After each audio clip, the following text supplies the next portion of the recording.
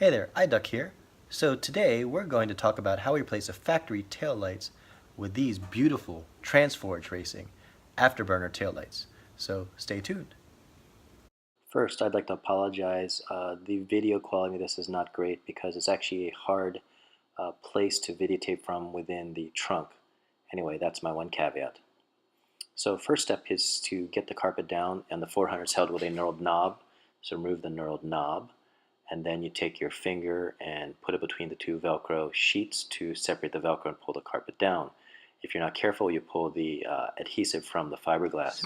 This then exposes the mounting points, which are two 8mm bolts on the back side of the lamp, as well as the wiring. So in order to remove to separate the wiring from the factory wiring loom, there is a detent or tab on the larger part of the clip. You just push it in and the two pieces separate. Another view of that step is right here, looking down on the clip. And so again, the large part just gets pushed in, and the two pieces should come apart. Again, it's hard to visualize. I'm kind of struggling with a lighting source here. This is a video from later in the install, just to show you that you just press the larger tab and the two clips come apart. And again, from the above view, the two clips come apart pretty easily. Then take an 8mm wrench and loosen both nuts. This honestly is a feel position. You don't actually get to visualize it too well as I'm doing here, but once you loosen them completely, the light will come out easily. This is another view from inside the trunk, and you'll see again that we loosened the 8mm nut, and again there are two, one upper and lower, on two little studs. And then if you notice to the in the left corner that the wiring clip is held back with a plastic C loop.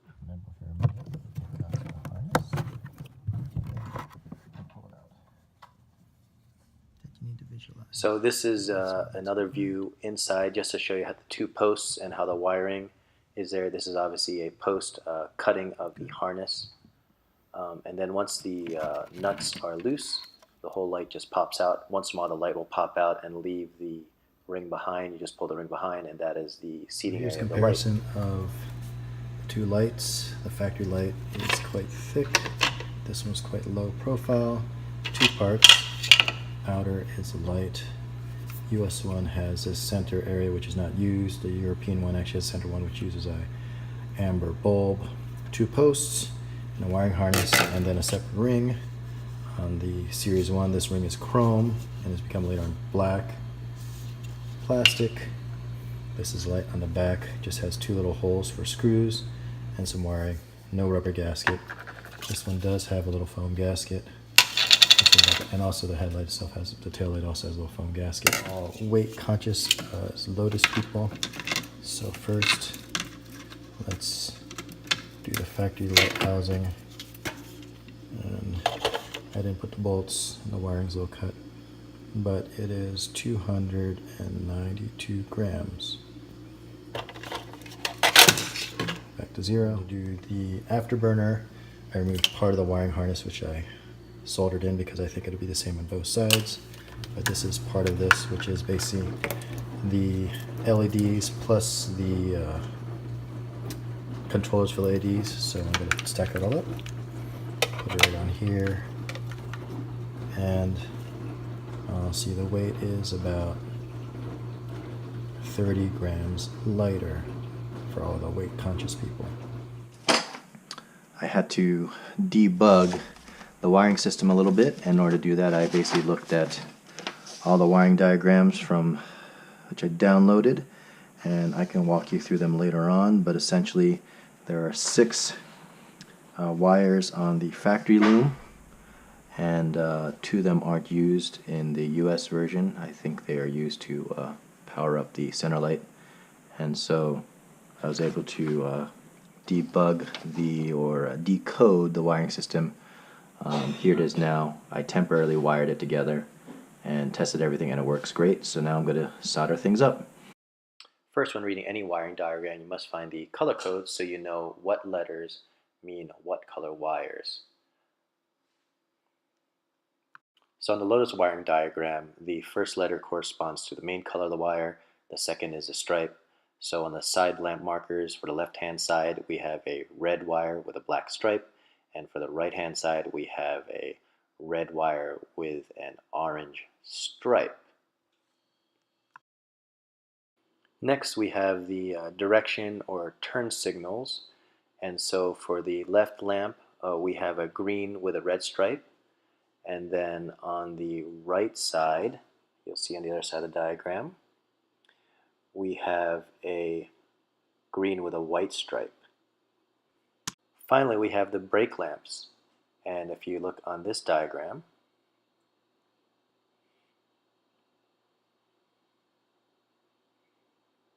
the main wire to the brake lamps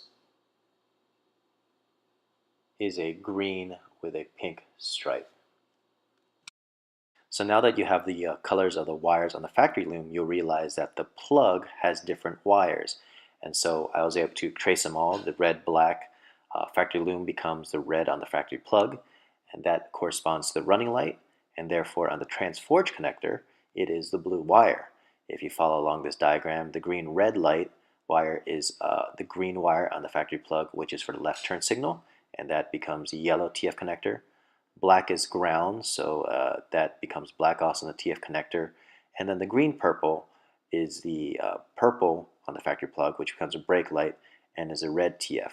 For the right turn signal, it is also a green wire, and so they are corresponding. So let me go get my little heat shrink tubing right here. And the size we use looks like that.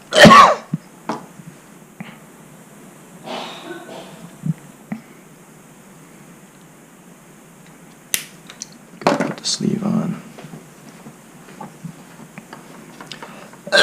Rewind the wires around each other like so.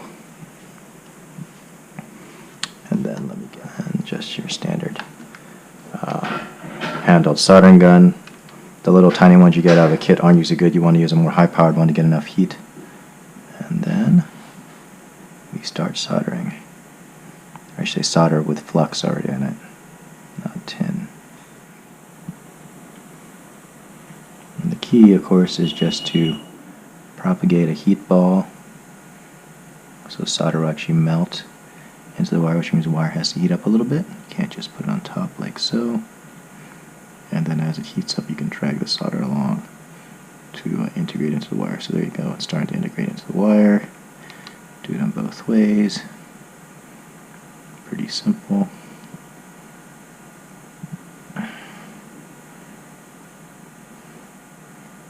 That's more than adequate for that.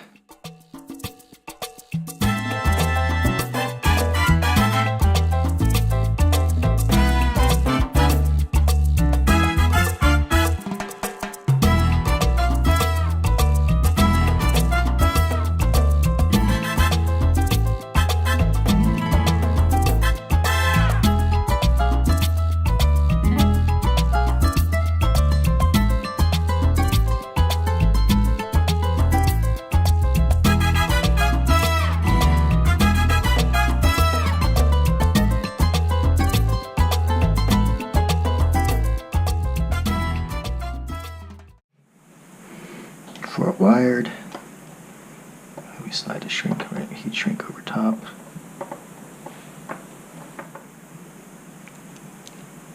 One, two, three, and finally 4. You can use a blow dryer also, it's fine.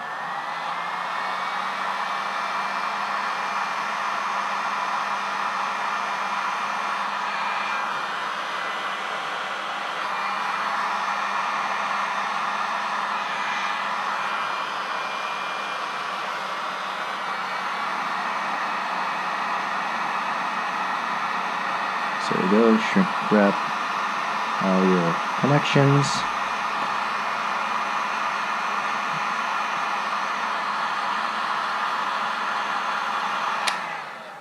There you go. Install is basically reversing the removal process.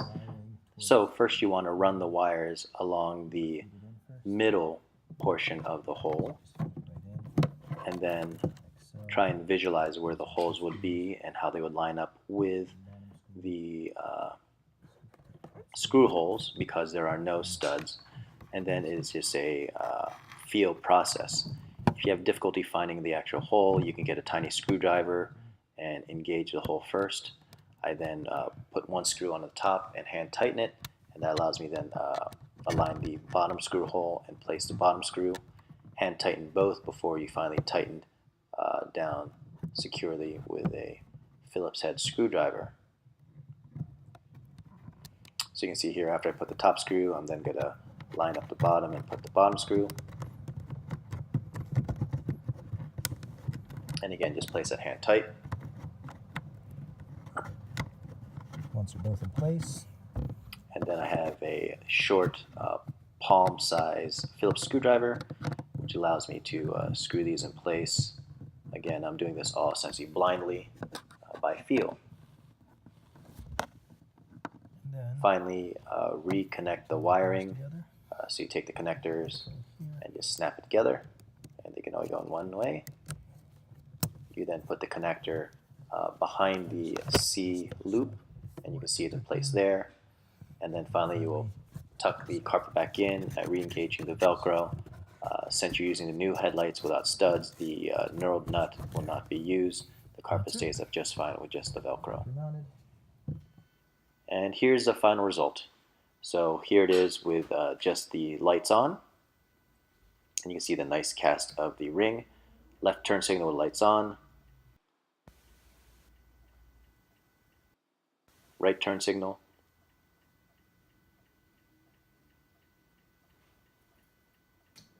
Brakes applied, quite bright. Brakes applied again. Third time. This time no lights on, brakes applied. Brakes applied again.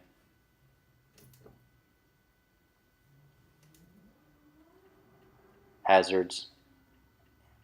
So everything works perfectly and looks gorgeous. Again, left turn signal, right turn signal. Couple final comments and notes. I first want to send a thank you out to Mick at Transforged, who got these out to me really quickly so that I get them installed and get my car ready for Car Week in Monterey. Second couple comments, the lights look amazing. The fit finish is great from the outside.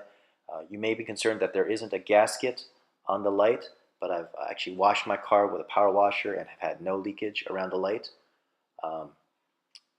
And in terms of the wiring clip, there's an actual Denso clip available from Amazon, and I will likely order and install those as a update after Car Week. Finally, I want to thank you for following us on Facebook and here on YouTube on our page, also on Instagram. Subscribe to us, follow us, and check us out at the car shows. And please share.